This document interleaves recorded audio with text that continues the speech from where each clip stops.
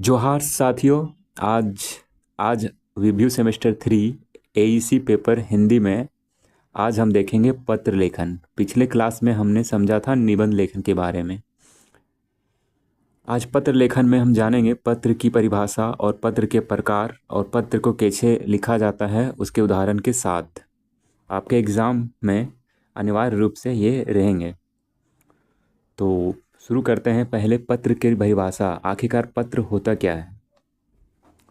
तो पत्र लेखन की एक कला है जिसके माध्यम से व्यक्ति अपने विचारों, भावनाओं, सूचनाओं, अनुरोधों अथवा संदेशों को सरल, स्पष्ट, शिष्ट एवं प्रभावशाली भाषा में लिखित रूप से दूसरे व्यक्ति या संस्था तक पहुंचाता है।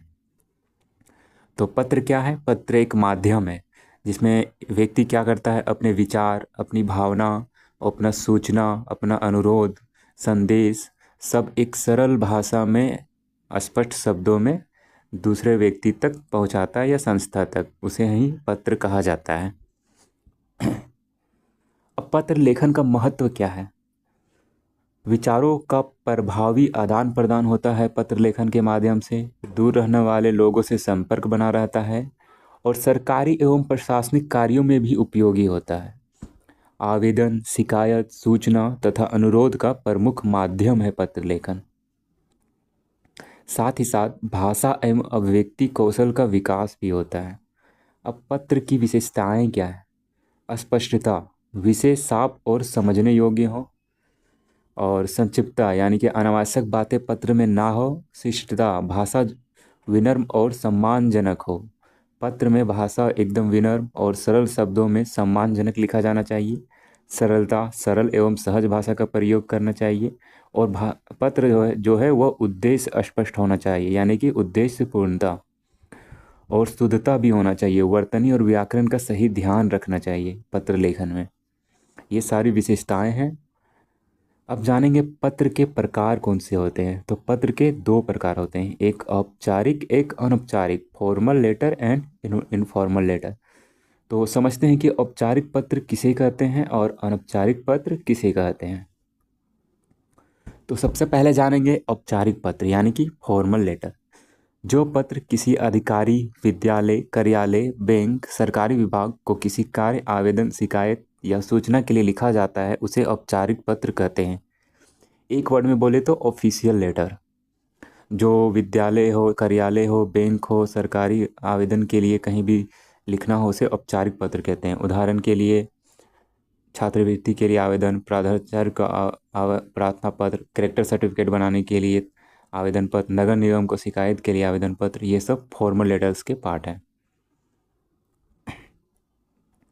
और वहीं बात करते हैं हम अनौपचारिक पत्र की। तो जो पत्र मित्र, माता पिता, भाई बहन या रिश्तेदार को प्रेम, स्नेह, शुभकामनाएं या व्यक्तिगत बातें लिखने के लिए लिखा जाता है उसे अनौपचारिक पत्र कहते हैं। यानी कि वह एक वर्ड में कहे तो अनऑफिशियल लेटर। जो अपने सगे संबंधियों को लिखा जाता है उसे अनौपचारिक पत्र कहते हैं। तो ये सिंपल आपको याद रहेगी। औपचारिक हो गया ऑफिशियल लेटर, और अनौपचारिक हो गया जो अपने सगे संबंधों को लिखते हैं। जैसे उदाहरण के लिए मित्र को परीक्षा की तैयारी के बारे में पत्र लिखना, माता पिता की कुशलता के लिए पत्र लिखना, जन्मदिन की शुभकामनाएं की पत्र लिखना, छुट्टियों में घर आने की निमंत्रण पे पत्र लिखना, ये सब आपका अनौपचारिक पत्र हो गया। अब दोनों का फॉर्मेट समझेंगे। एग्जाम में फॉर्मेट ही मायने रखते हैं। अगर आपका फॉर्मेट सही है तो फॉर्मेट देख कर भी मार्क्स अच्छे मिलते हैं। तो औपचारिक पत्र का जो प्रारूप है वो एक फॉर्मेट यहाँ पे है। सबसे पहले आप राइट साइड या लेफ्ट साइड में भी प्रेषक का पता लिख सकते हैं। प्रेषक यानी कि आप कहाँ से भेज रहे हैं, और प्रेषक का पता के नीचे आप दिनांक लिख सकते हैं।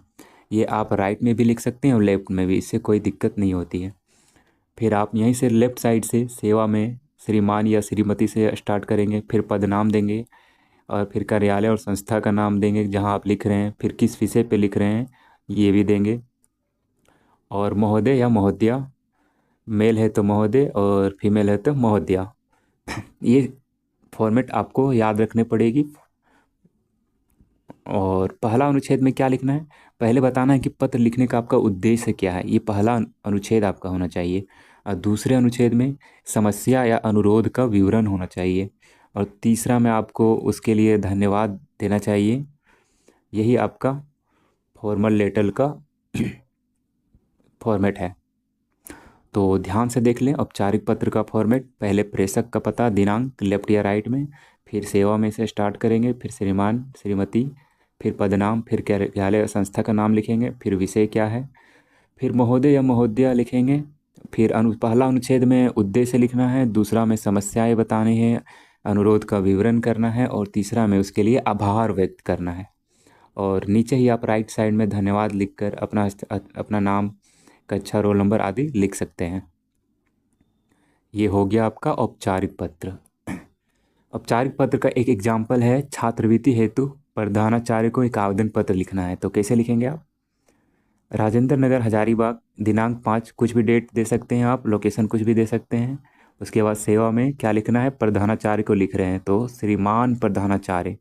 फिर एड्रेस आप दे सकते हैं, कौन सा महाविद्यालय है। फिर विषय में लिखना है, क्या है विषय, छात्रवृत्ति प्रदान करने के लिए। तो विषय में लिखेंगे छात्रवृत्ति प्रदान करने हेतु, और प्रधानाचार्य है तो क्या होगा, महोदय होगा। अब यहाँ से आप स्टार्ट करेंगे उद्देश्य। उद्देश्य में अब पहला अनुच्छेद में लिखेंगे, सविनय निवेदन है कि मैं आपके विद्यालय का बीए का सेमेस्टर 3 का नियमित छात्र हूँ।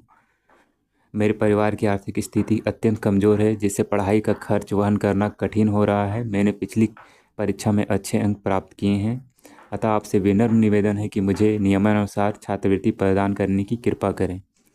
इसके लिए मैं आपका सदैव आभारी रहूँगा। ये एक सिंपल और सरल शब्दों में औपचारिक पत्र है। आपका सबसे महत्वपूर्ण फॉर्मेट मायने रखता है। अगर आप फॉर्मेट गलत लिखेंगे तो नंबर कम आएंगे, इसलिए फॉर्मेट को ध्यान रखें। उसके बाद नीचे एज यूजुअल आप अपना धन्यवाद व्यक्त करेंगे, अपना नाम लिखेंगे, रोल नंबर लिखेंगे। और एक और एग्जांपल लेते हैं, चरित्र प्रमाण पत्र हेतु आवेदन पत्र, यानी कि करेक्टर सर्टिफिकेट बनाने के लिए। एजिटेड ऊपर एड्रेस और दिनांक देंगे, फिर सेवा में श्रीमान प्रधानाचार्य को, फिर कौन सा विद्यालय है वहाँ लिखेंगे, फिर विषय क्या है, चरित्र प्रमाण पत्र प्रदान करने के लिए। तो महोदय वैसे ही स्टार्ट करेंगे। फिर बॉडी पार्ट में आपका वही देना, उद्देश्य क्या है, चरित्र प्रमाण पत्र के लिए, तो आपको वही लिखना है। पत्र लिखन उतना कठिन नहीं है, सिंपल है। आप बस समझो हेडलाइन में क्या लिखा हुआ, उसी को उद्देश्य में लिखा जाता है। जैसे चरित्र प्रमाण पत्र का एग्जाम्पल ले रहे हैं, दूसरा एग्जाम्पल,